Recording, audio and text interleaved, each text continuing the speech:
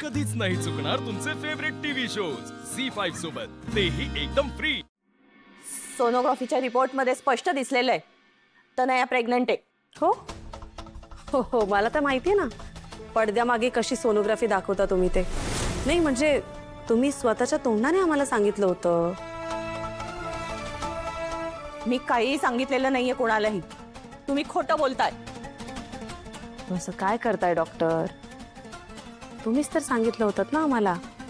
मी तुम्हाला ना आठवण करून देते, आम्ही दोघे नवरा बायको आलो होतो राजस्थानी वेशात,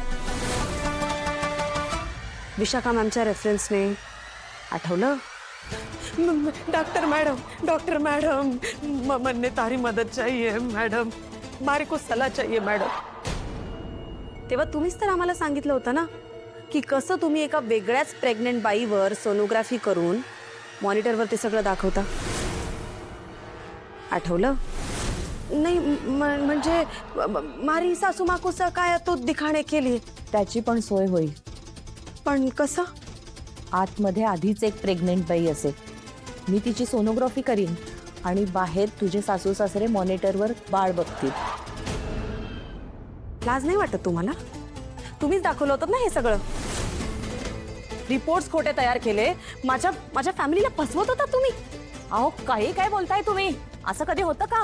खोटं बोलताय तुम्ही। हो आम्ही खोटं बोलतोय ना, चालेल मग आम्ही एक काम करतो, आम्ही जातो एका वेगळ्या डॉक्टरकडे, त्यांना भेटतो, तिथे तनयाचं चेकअप करतो, तिथल्या रिपोर्ट्समधून कळेलच की तनया प्रेग्नेंट आहे की नाही। आणि जर प्रेग्नेंट नसेल तर मग पोलिसात तुमची कंप्लेंट करतो, मग कसं सगळं व्यवस्थित होईल आणि तुमचं डॉक्टरचं लायसन्स तेही कॅन्सल होईल। नाही नाही नाही मॅडम, असं नका करू, माफ करा मला। अहो इतक्या वर्षाची प्रॅक्टिस आहे माझी, सगळी वाया जाईल। हे सगळं विशाखा मॅडमनी करायला सांगितलं मला। तनया प्रेग्नंट नाहीये, त्यांनी या बदल्यात मला पैसे दिले होते विशाखा मॅडमनी। काय?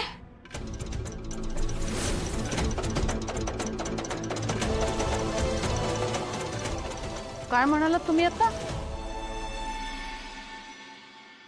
माफ करा मला, मी खोटं बोलले, तनया प्रेग्नेंट नाहीये। त्या दिवशी मी वेगळ्या बाईची सोनोग्राफी केली होती आणि ती तनयाची सोनोग्राफी असं दाखवलं। मला माफ करा तुम्ही प्लीज। हे सगळं मला विशाखा मॅडमनी करायला सांगितलं आणि त्या बदल्यात त्यांनी मला पैसे दिले होते।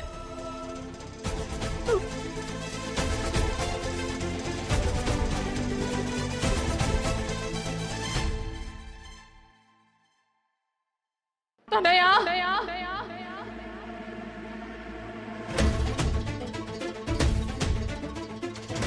तनया कुठे आहे? काय झालं आई? आत्ताच्या आत्ता तिला बोलव। अगं पण झालंय काय ते तरी सांग। ते मी तिला सांगेन, तू तिला खाली बोलव। आई अगं ती आराम करते।